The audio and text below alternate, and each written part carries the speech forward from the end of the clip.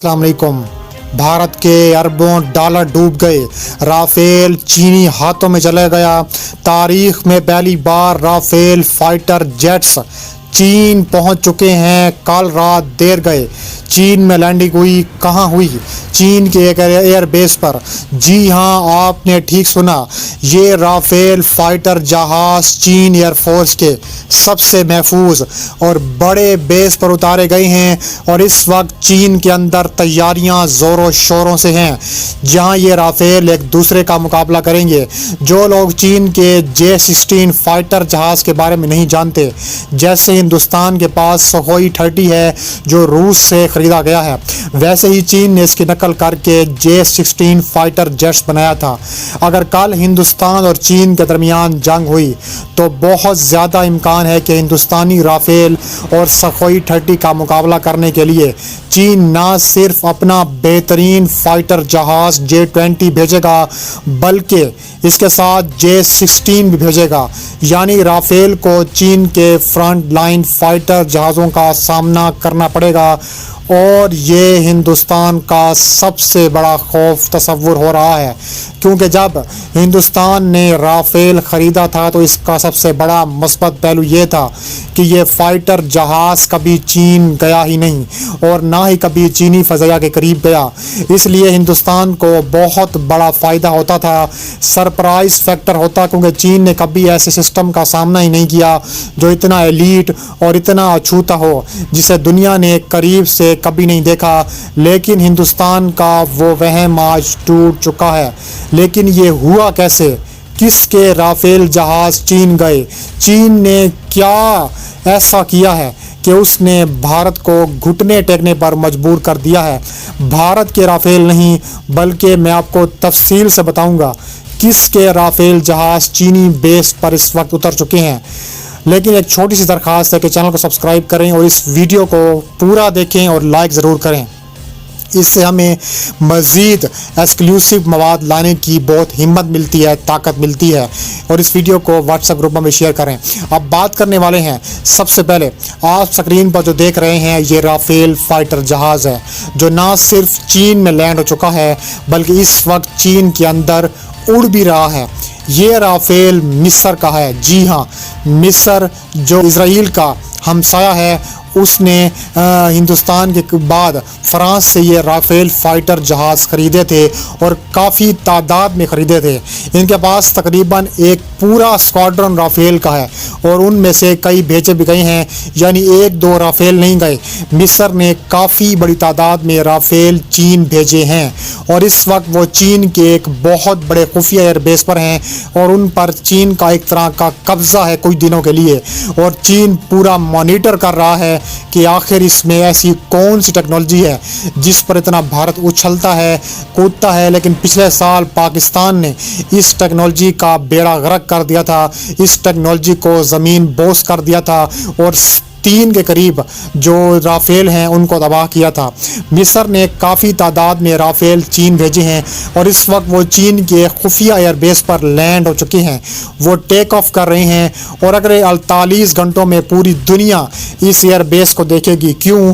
क्योंकि कई दहाइयों में पहली बार कोई मगरबी सिस्टम चीनी फाइटर जेट्स के साथ मुकाबला करेगा और ये चीन के लिए बहुत अहम तरीन है, क्योंकि राफेल कोई आम फाइटर जहाज़ नहीं है।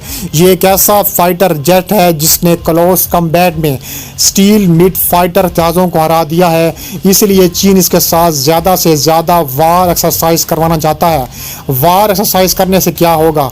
सबसे अहम बात यह है कि आप इस फाइटर जहाज़ की कमज़ोरियाँ नापने की कोशिश करेंगे, इसके कमज़ोर ज़ाविये क्या हैं, इसके फ़वाइद क्या हैं, ताकि आप मुस्तकबिल के लिए तैयार हो सकें। चूँकि ये चीन पहुँच चुका है तो जाहिर है चीन अपने सबसे जदीद रडार लगाकर इसे मैप करने की कोशिश करेगा। ये रडार पर कैसा बर्ताव करता है, अगर सामने से आए तो रडार के साथ क्या रद्द-ए-अमल देता है, अगर साइड से जाए यानी हिमालय के ऊपर गश्त कर रहा है तो इसमें सूरत हाल में रडार कैसा रद्द-ए-अमल देता है, क्या इसका RSS है, रडार क्रॉस सेक्शन क्या है। चीन इन तमाम बातों को जानने की कोशिश ज़रूर करेगा, यही इसका मकसद है। और यकीन करें, आपको यकीन नहीं आएगा कि चीन ने इस वार एक्सरसाइज के लिए अरबों डॉलर खर्च किए हैं। क्यों? क्योंकि चीन पर मगरबी ममालिक ने बड़ी पाबंदियां लगा रखी हैं। वह इनके फाइटर जहाज़ों या हथियारों के करीब भी ना जाए। यहाँ तक कि अमेरिका अब हर मुल्क को हथियार इस शर्त पर भेजता है कि आप उसे चीन के करीब कहीं नहीं लेकर जाएंगे, और अगर ले गए तो पहले हमारी इजाज़त लेना होगी।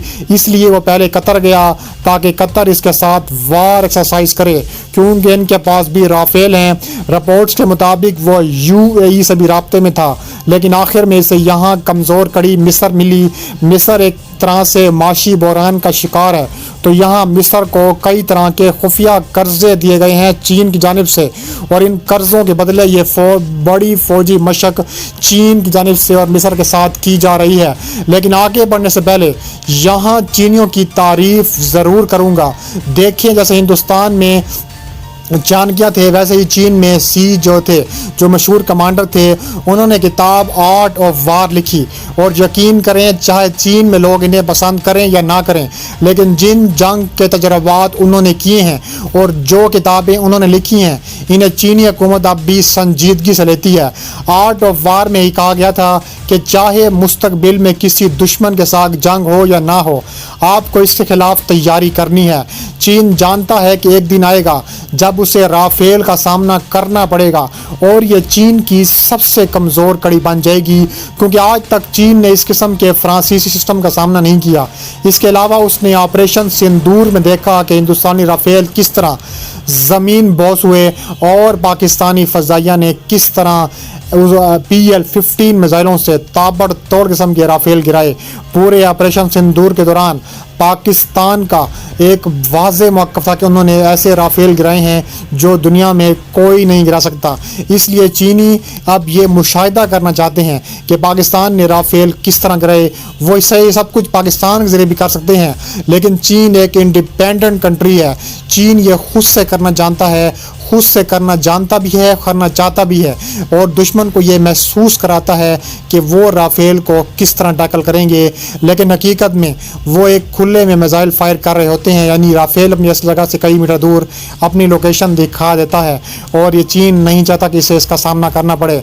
लेकिन अगर बात को आगे बढ़ाएं तो इससे हिंदुस्तान को क्या नुकसान होगा। देखिए, हिंदुस्तान का सबसे बड़ा नुकसान ये है कि सरप्राइज फैक्टर मुकम्मल तौर पर तो नहीं, लेकिन कुछ हद तक कंप्रोमाइज़ हो सकता है। हमें फ्रांस से, यानी कि भारत को, ये कह रही है भारतीय मीडिया कि उनको फ्रांस से ये पूछना चाहिए कि क्या तुमने मिस्र को रोकने की कोशिश नहीं की, क्योंकि ये पहला मंजर नहीं है। मैं आपको यकीन दिलाता हूँ कि पाकिस्तान ने 1.5 साल पहले कुछ ऐसा ही किया था। वो कतर के अंदर जब कुछ राफेल फाइटर जेट्स पहली बार कतर पहुँचे तो पाकिस्तानी वहाँ उन्हें देखने गए। पाकिस्तानी कमांडर्स की रिपोर्ट से कि वो राफेल के बहुत करीब पहुँच गए थे, इन्हें बहुत तजर्बा हासिल हुआ। हालांकि वो तजर्बा काम नहीं आया, लेकिन कहा जा रहा है कि वो तजर्बा एक बड़ा काम